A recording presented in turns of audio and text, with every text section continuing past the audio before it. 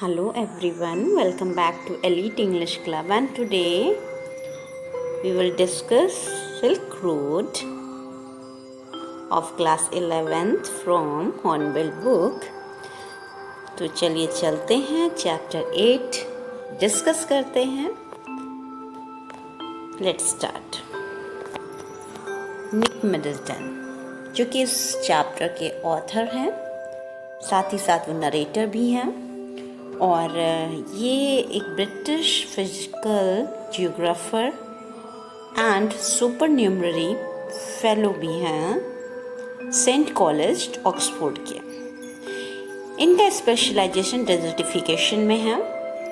इनका जन्म लंदन में इंग्लैंड में हुआ. जियोग्राफर होने के नाते इन्होंने कम से कम 50 कंट्रीज में ट्रेवल किया है. अब हम इनका इंट्रोडक्शन देखते हैं.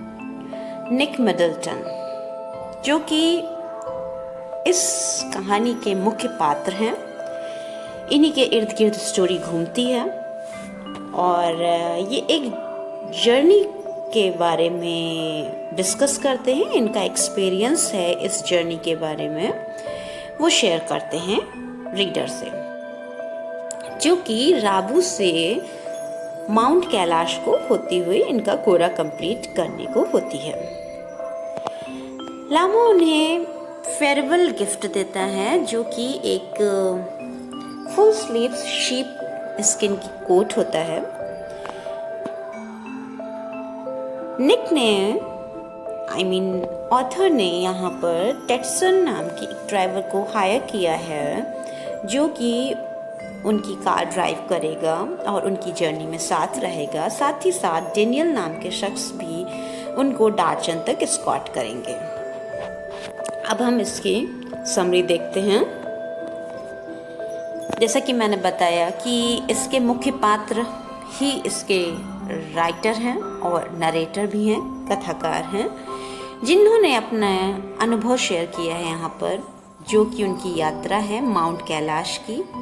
इन्हें अपना कोरा कंप्लीट करना है, इसके लिए ये माउंट कैलाश जा रहे हैं. इसके लिए इन्होंने एक ड्राइवर हायर किया है, जो कि उनके साथ माउंट कैलाश तक जाएगा. फेयरवेल गिफ्ट में लामो उन्हें एक लॉन्ग स्लीव्ड स्किन कोट देता है, शीप स्किन कोट, और डेनियल को एज ए कंपेनियन वो डार्चन तक ले जाते हैं और डार्चन से वो वहाँ से मूव कर जाएंगे. जब वो अपनी जर्नी स्टार्ट करते हैं, टेटसन टुक अ शॉर्टकट. वो एक शॉर्टकट लेता है टेटसन, जो कि साउथ वेस्ट होता हुआ जाता है. उस रूट को पकड़ता हुआ माउंट कैलाश पहुंचता है. उन्हें कई सारे माउंटेन्स, हाई माउंटेन से गुजरना पड़ता है अपने डेस्टिनेशन तक पहुंचने के लिए. टेटसन उन्हें अश्योर करता है कि it would be no problem if there would be no snow. अगर वहाँ पर कोई स्नो नहीं होती है, जैसे बहुत बर्फ़ गिरती है तो रास्ते ब्लॉक हो जाते हैं, अगर वो सिचुएशन नहीं होती है तो इनकी यात्रा बड़ी ही स्मूथ जाएगी. They cross through few grazers, then a herd of wild asses and shepherds tending the flocks. पशुओं को, फ्लॉक्स को टेंड कर रहे थे, मूव करा रहे थे, तब उनसे उनका राब्ता होता है. When they reach the hill, जब पहाड़ियों पर वो पहुँचते हैं, तब काफ़ी डार्क टेंट से उन्हें दिखाई पड़ते हैं, जहाँ पर नोमैड्स रह रहे होते हैं.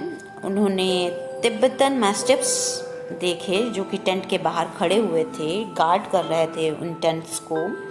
And these mastiffs ran after his car. और उन्हें देखते ही जो मैस्टिफ्स थे, mastiffs is the wild dogs, तो वो उनके पीछा करने लगे उस कार का.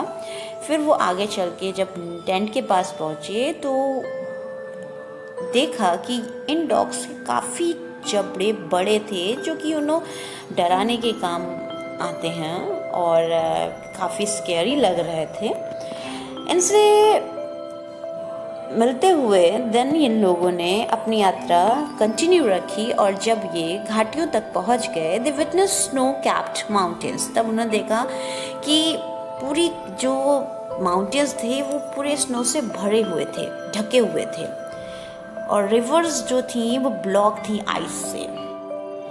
When they were riding through the hill, जब पहाड़ियों से वो गुजर रहे थे, the turns became sharper.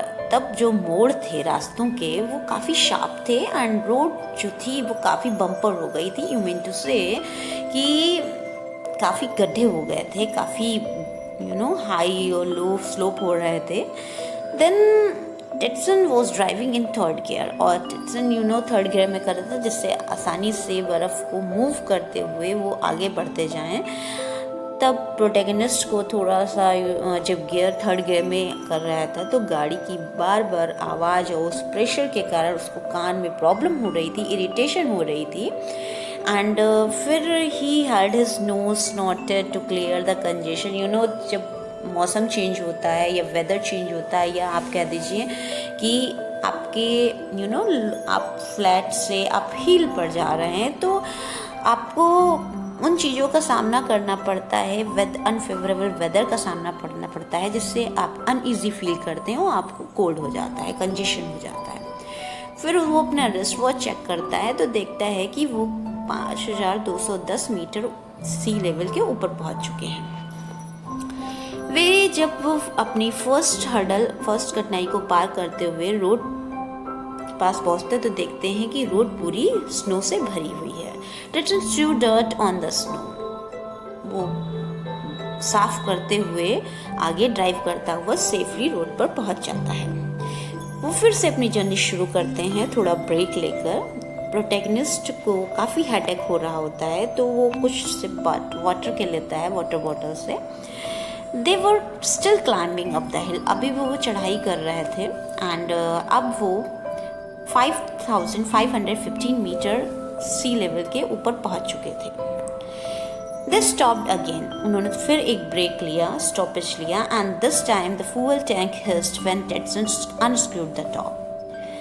क्योंकि थर्ड गियर में अभी तक वो ड्राइव कर रहा था, इस वजह से फ्यूल काफ़ी खर्च हो गया था और अब काफ़ी प्रॉब्लम हो रही थी गाड़ी को ड्राइव करने में. As the petrol was expanding, क्योंकि पेट्रोल बढ़ रहा था, and due to low atmospheric pressure, Tetson told not to smoke around it. क्योंकि जो पेट्रोल का मात्रा थी वो बढ़ रही थी जस्ट लो टेम्परेचर के कारण, तो टेटसन ने मना किया स्मोक करने, क्योंकि स्मोक से हो सकता हो आग लगने का डर हो, तब भी उसने मना किया.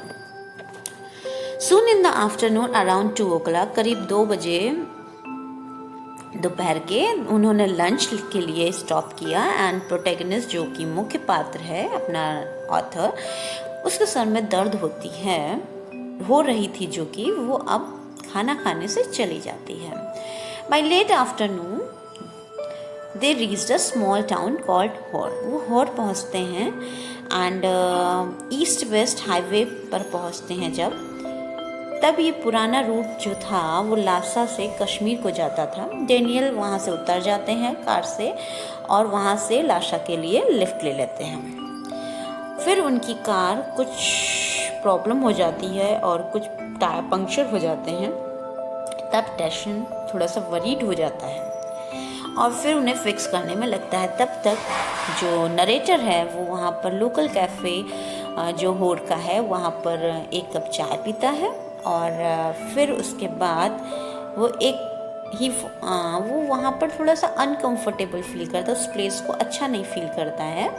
फिर कुछ समय बाद टेटसन उसे वहाँ तक पहुँचता है उसके पास जहाँ कैफ़े में बैठा होता है नरेटर.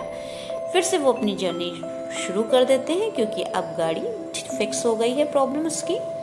और अराउंड 10:30 बजे रात में वो गेस्ट हाउस डार्चन में पहुँचते हैं जहाँ पर वो रात गुजारते हैं. लेकिन ये मौसम और ये एटमॉस्फेयर में जो चेंजेस होते हैं उसके कारण प्रोटैगनिस्ट बीमार पड़ जाता है and suffer from nose congestion due to change in altitude and cold weather. Then वो पूरी रात जाकर गुजारते हैं because of that problem. Next morning जब डॉक्टर आते हैं तिब्बतन मेडिकल कॉलेज के तो उन्हें कंसल्ट करते हैं और फिर वो उन्हें 5 दिन के कोर्स की मेडिसिन देते हैं. जब डॉक्टर से मेडिसिन लेने के बाद वो पूरा दिन उसे खाते हैं तो प्रोटैगनिस्ट थोड़ा अच्छा बेहतर फील करते हैं एंड टेटसन उनको छोड़कर वहाँ से उनकी हेल्थ को एश्योर करते हुए चला जाता है. प्रोटेगनिस्ट जो होता है वो डार्चन में ठहरे हुए हैं अभी भी, and that place had in near general store, जहाँ पर हर चीज़ें मिलती है, cigarette, soap and other valuable things. So afternoon जब वो वहाँ पर मिलते हैं लोगों से, वहाँ कई लोग आए हुए होते हैं जो कि एक पूल टेबल के किनारे बैठे होते हैं और वहाँ पर आपस में बात कर रहे होते हैं, और वहाँ स्ट्रीम पर औरतें अपने बाल धुल रही होती हैं पतली सी स्ट्रीम पर। तब डार्चन में जो ऑथर होता है उसे एक प्रॉब्लम फील होती है कि यहाँ पर कोई भी पिलग्रिम्स नहीं है। जैसे कि लोकल पीपल का कहना था कि इन द पीक सीजन, जब पिलग्रिमेज का सीजन होता है, तब वहाँ पर अच्छी खासी ट्रैवलर्स की भीड़ होती है। फिर वहाँ पर प्रोटेगनिस्ट की मुलाकात एक पर्सन से होती है कैफे में डार्चन के, जिसका नाम नोरबू होता है, and who was a Tibetan working in Beijing. वो एक तिब्बतन था जो कि बीजिंग में काम करता था, institute of ethnic literature of Chinese academy of social science में। वो वहाँ डार्चन में इसलिए आया था क्योंकि उसे भी प्रोटेगनिस्ट की तरह अपना कोरा पूरा करना था। He was fat and found it difficult to walk, काफ़ी हैवी बॉडी का था, इस वजह से चलने में उसे परेशानी होती थी। The protagonist decided to go on the pilgrimage with him. उन्होंने ये तय किया कि मैं इसके साथ अपनी यात्रा कंप्लीट करता हूँ, क्योंकि ये भी वहीं जा रहा है जहाँ वो जा रहे थे। They hired yaks to carry their luggage. फिर उन्होंने याक्स को हायर किया अपने लगेज को पकड़ने के लिए, रखने के लिए। नोरबू जो होता है वो फाइनली कहता है कि it is not possible for him. वो कहता है मेरे लिए चलना पॉसिबल नहीं है।